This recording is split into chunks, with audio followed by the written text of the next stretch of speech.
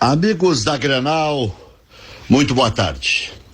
Eu não entro nessas aí de moderno, antiquado, atual, demodé. Ouvi ontem uma entrevista do Filipão de madrugada. Imagina, o Filipão tem que estar se justificando, né?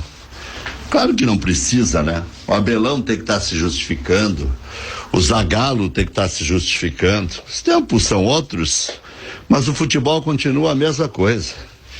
Eu nem seco nem torço quando tô vendo futebol. Eu quero ver um bom futebol. Ontem eu vi um futebol mais ou menos de Chelsea e Manchester City. Ao contrário do que se diz, eu não vou vir aqui e dizer que é magnífico, porque é europeu, porque jogam com uma outra desenvoltura, com outra velocidade. Nós já tivemos aí exemplos históricos de times que no Brasil, times do Brasil, que conseguiram encarar bem os europeus nos últimos tempos. O Internacional ganhando do Barcelona e ganhando na regra do jogo, né? Jogando um futebol reativo, claro. O outro é maior, né? É melhor. O Chelsea perdendo para o Corinthians todo encolhido, o Cássio melhor em campo.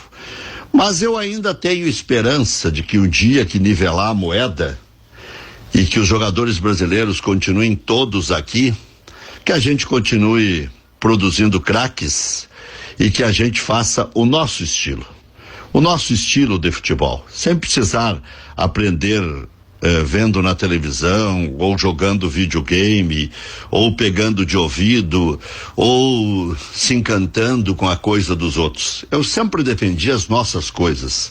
Seguirei defendendo, e não sou cego. O que eu acho que é bom, e digo que lá se pratica até outro esporte, eu digo. Agora, transportar para cá o de lá é que me parece o grande equívoco. E aí é que entra o equívoco da leitura, inclusive. Achar que o Miguel Ángel Ramírez vai conseguir fazer no Internacional em pouco tempo o que se faz na Europa, e outra, ele tem um bom conceito, ele é um técnico que pode ter ótimas ideias, mas ele é só o Miguel Ángel Ramírez e treinou só o Independiente Del Valle. O Cudê é só o Cudê. E o Guardiola ontem, não é o problema de secar ou torcer para o Guardiola. O Guardiola ontem foi meio pardal e esperto pra caramba, né? Depois beijou a medalha como vice-campeão. Bonito gesto, claro. Não interessa se é vice-campeão ou se é campeão. Chegar numa decisão de Champions é muito difícil, mas sem camisa 5, o De Bruyne jogando na frente, enfim, né? Nós tivemos aí uma decisão bem interessante e boa para se avaliar esse conflito que se tem de gerações e até de pretensões, né? Tem gente que acha que por falar a linguagem adequada entende de futebol. Não entende de futebol. Olha futebol, torce por futebol, decorou algumas coisinhas do futebol. A literatura ainda não é maior do que a prática. A literatura não é maior do que a prática.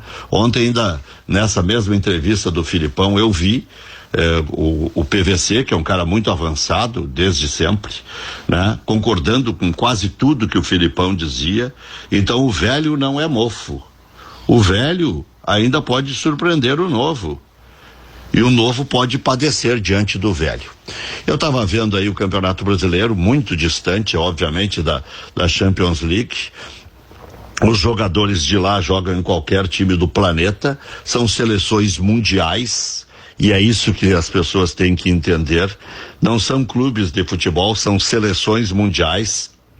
O dinheiro compra quase tudo, compra às vezes até a razão, né? Vejam que num Campeonato Brasileiro se demite um técnico na primeira rodada, como o Valentim, né? Aliás, quem contrata o Valentim já sabe que tem prazo de validade, mas demitiram um campeão do Mato Grosso, né? Que foi mal na final, jogando um futebol muito aquém contra o Operário, recebeu críticas e tudo mais.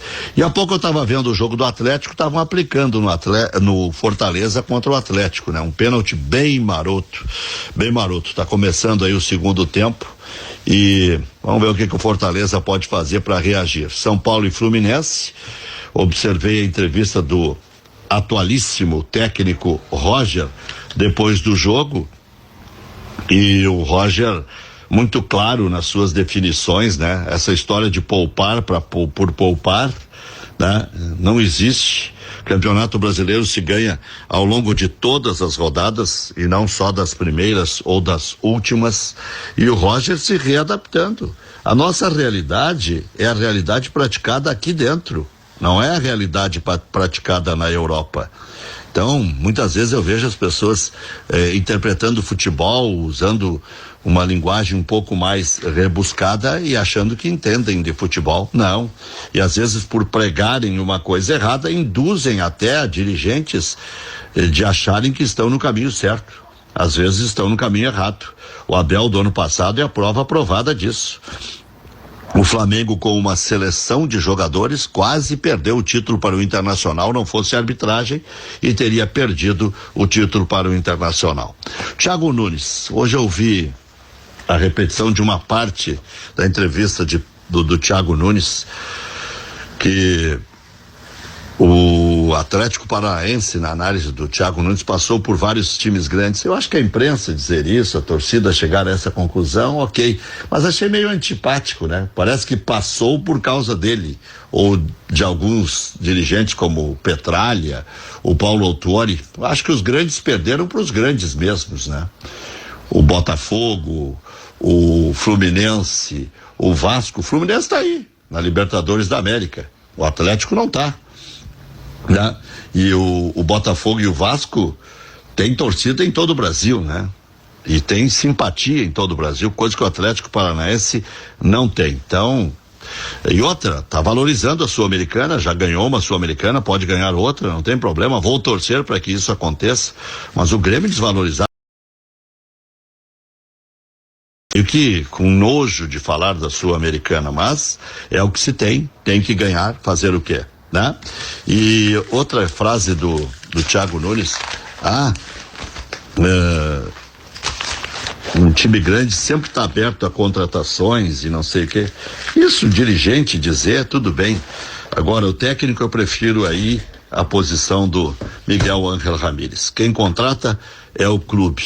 O treinador começar a falar demais, aí vira Renato Portaluppi, né? Que dizia que ele era o nutricionista, o médico, o psicólogo, acho que cada um na sua, mas o Grêmio contratou um bom técnico, um técnico que se expressa bem, e tomara que faça uma grande estreia contra o Ceará, mesmo com esse monte de Covid, né?